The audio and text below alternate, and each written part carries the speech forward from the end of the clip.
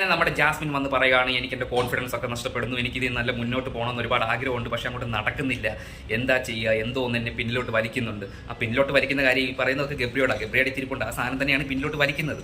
പക്ഷെ ഇതെല്ലാം മനസ്സിലാക്കിക്കൊണ്ട് ഗബ്രി ഇങ്ങനെ ഒരു പൊട്ടനെ പോലെ അവിടെ ഇങ്ങനെ ഇരിക്കുകയാണ്.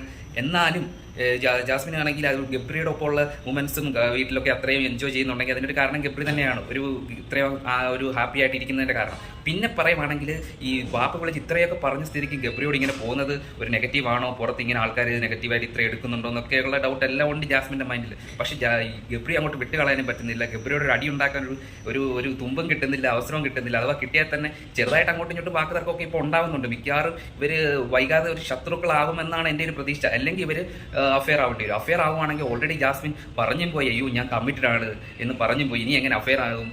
ആകെ മൊത്തം ഗുലുമാലാണ്. ജാസ്മിൻ്റെ മൈൻഡ് ഇങ്ങനെ ടങ് ടങ് ടങ് തിരിഞ്ഞും കറങ്ങിയൊക്കെ കിടക്കുകയാണ്. എന്തായാലും നമുക്ക് കണ്ടിരുന്ന് കാണാൻ എന്താ സംഭവിക്കുകയാണ്. അല്ലെങ്കിൽ ഒരു ശത്രുക്കളാവട്ടെ.